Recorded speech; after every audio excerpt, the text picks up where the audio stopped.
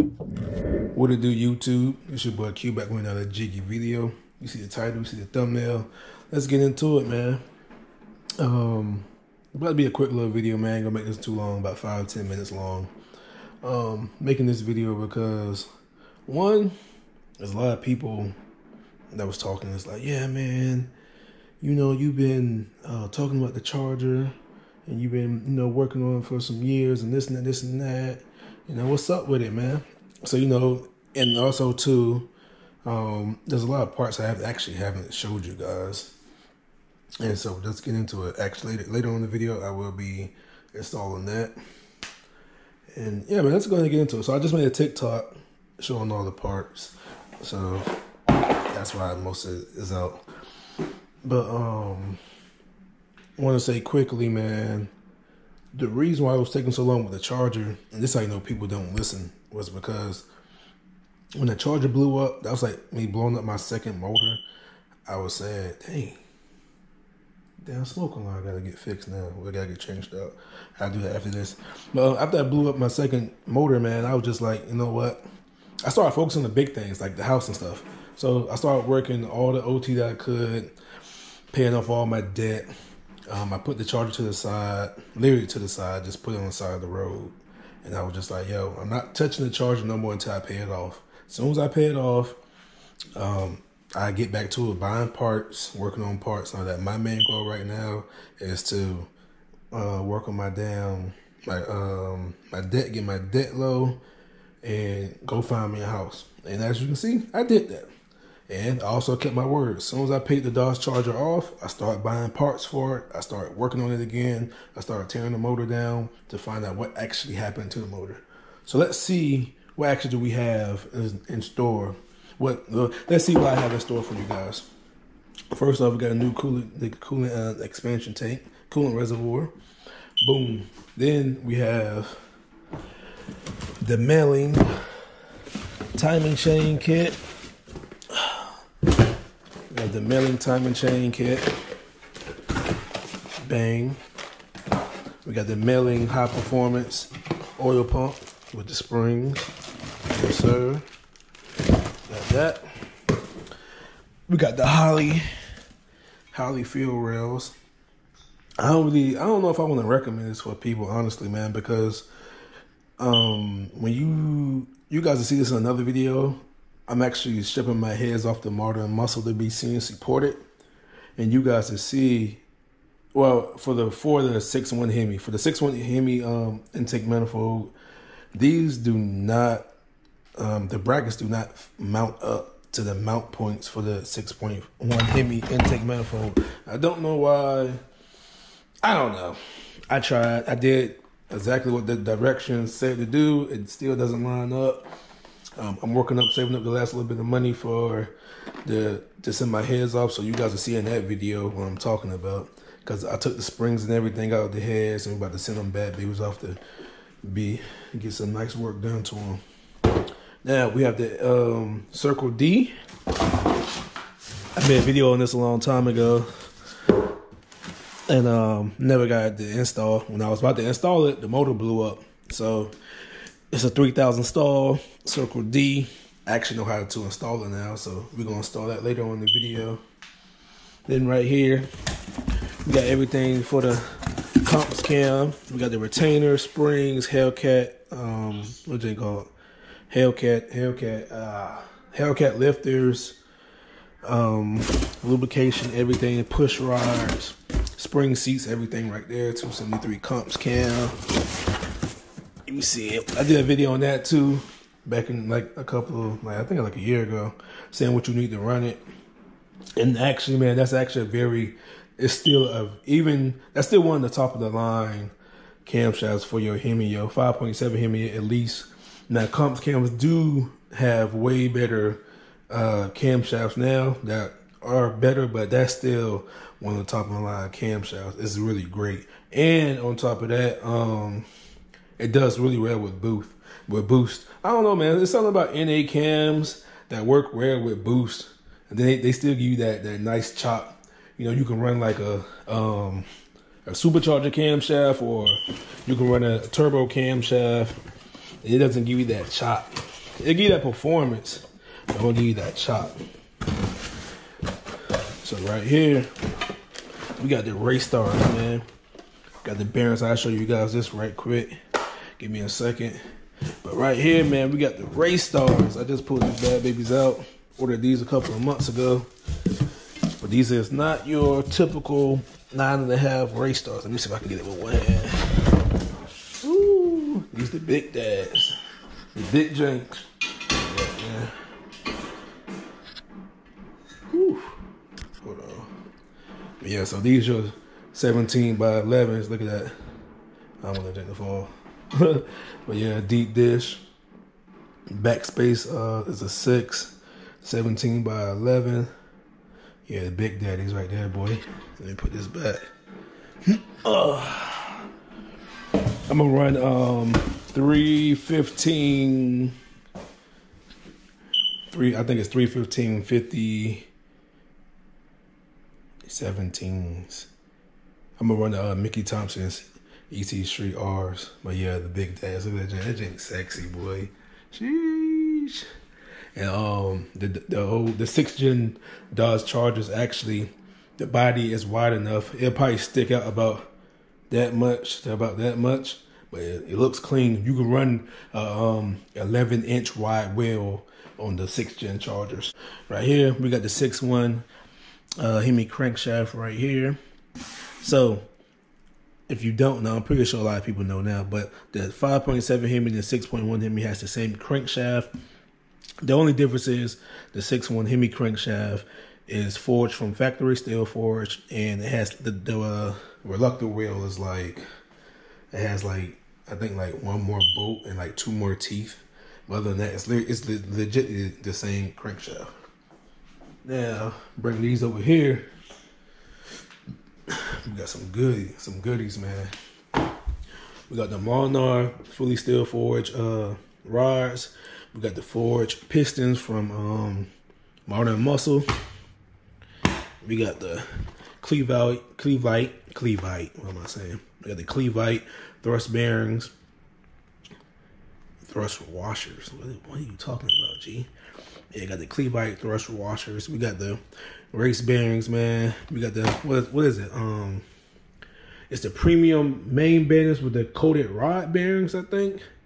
Whatever option you can get from Modern Muscle, it's like the top tier option. That's what we got. That's what I got. So that's gonna be good. I talked to the owner of Molnar, and I was like, how much can this, how much horsepower can the rods and everything take? And he was like, he can take whatever you throw at him. It was like, well, it comes down to what your block can handle. And so let's backtrack a little bit. I was sitting there, man, and I was just going to run the stock crankshaft because the OEM crankshaft is cast iron. They can handle about 12 to 1300 wheel horsepower. You know what I mean? But I was looking for something. I was like, man, I know for a fact the 6.1 Hemi crankshaft can handle 1500 to the wheel, no problem. So I was just like, man, because I already had the billet main caps. These right here are the billet main caps for MMX. $700, dog. Good gosh. If you buy those, they will have to be CNC ported. I'm sorry, ported. They will have to be machined to fit the crankshaft in the block. I said, fucking ported. What am I talking about? But anyways, back to this. I was just like, man, I have the pistons, the rods, the head's gonna be ported. I got the camshaft, I got the billet main caps. Man, let me go ahead and go the extra mile and get that damn crankshaft. So I was looking and looking and looking, and I couldn't find nothing. And then the one that Molnar makes now on for the Gen 3s, it's on back order until like February, March. So this is about a month ago, but it's still in back order. But a month ago I was looking. So I was just like, man, I might as well just go the extra mile, yo. So I don't have any worries at all. Like, you even got the bearings. So if you got the bearings, just go ahead and go the extra mile then. So you can have a crazy engine, put down any type of power you want to put down, and you don't have to worry about nothing. I finally found this from a company in Chicago called Windy City. And they got all types of stuff, bro. They got all types of crankshafts and everything. And it came with new washer, new bearings. Even though I don't need it. I think the bearings in there. Yeah, it's in that crate. But they repolished the journals and everything. You know, I'm gonna have the machine shop check it out. Only thing I didn't like, it didn't come with a new electric wheel. But I was just like, that is what it is. I'll buy one offline. And then that's that. So yeah, man. I'm locking and loading, bro. I ain't playing no games. That's for the motorcycle parts, and that's for the G35. But yeah, I'm locking and loading. I ain't playing no games. I have to buy a couple of more miscellaneous stuff like new gaskets and stuff. I have to send the heads off to be ported. I have to send the block to be machined, and they gonna build it back up to a long block for me. But yeah, man, I just wanted to show the people, like, bro, I'm not playing about this. Like, I'm really loading up, really buying parts, really installing stuff. And yeah, we ain't playing no games. Probably by like next spring, next summer, be locked the load running again. I don't know, because I'm thinking about investing in the fuel system as well. I got the Hellcat injectors. I did a video on that too. I did a video on the bearings and the Hellcat injectors as an update. But if you didn't see that video, go check it out. If you didn't see my last video of me tearing down the motor, go check that out too. The boy did his thing, you know, playing no games. But yeah, man, locking and loading. So like I said, by next spring, next summer, man, we should be up and running, man. That's if I don't buy a whole bunch of crazy more parts. If I just go with the stock fuel system and stock everything else, we'll be back up and running. If not, it might be next summer because I have more parts in. But yeah, man. Anyway, so now I'm going to put everything back up and we're going to go outside and we're going to install this bad baby right here. All right, my peoples. So we outside and we're going to install the torque converter inside the car now. So as you can see, I got like a little bucket underneath there. I went inside the car and I played with it because this is my first time ever messing with the torque converter. So I played with it, see, you know, if it just comes straight out and everything. So these are actually very simple to install. Circle D says to fill up the new torque converter with half a quart of transmission fluid. For us, with the Mopar guys, that'd be AT4. Well, with the NAG1, I don't know if it's still AT4. ATF plus 4 for the new transmission, but for the NAG1, ATF plus 4. So I'm gonna go ahead and get this filled up. Then I'm gonna try to pull this out, and yeah, let's get to it.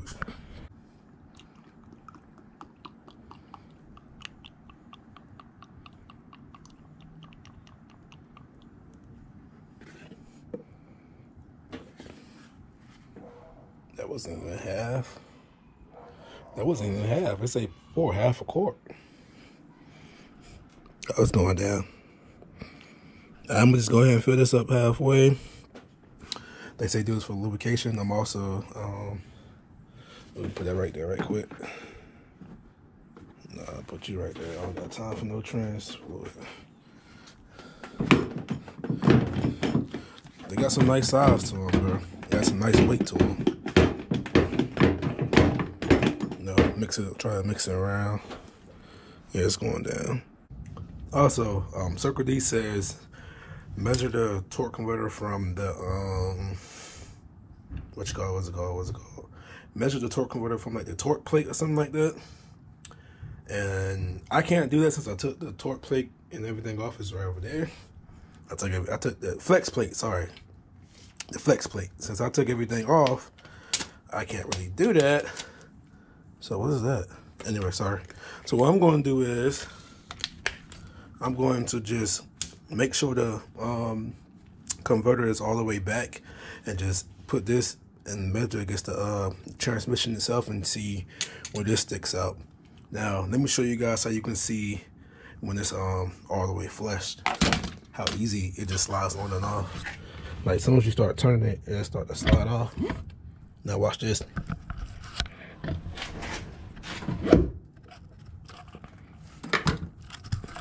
You can feel it when it goes all the way back, when it's seated.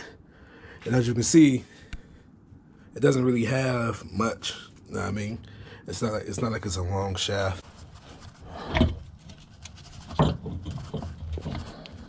Get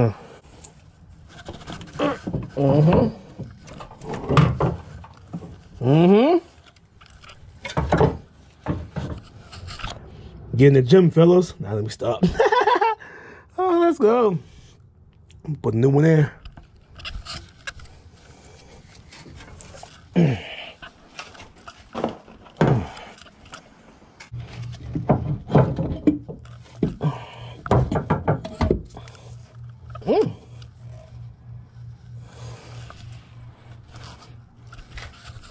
It slid right on. Now let's see what it measured at. This one, when it was fully in, it measured at like what was it? Like almost about 7 inches. Let's see. Yep, just about almost 7 inches. It's in. It's that easy, baby. Just make sure. Let's see if it spins. There you go. It's all the way back. You can't go back any farther.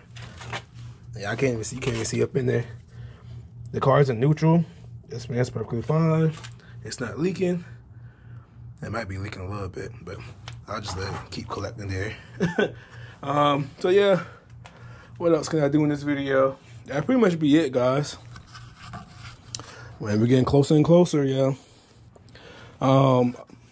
Last video, I disassembled the 5.7 Hemi, and that #1 main cap will not come out.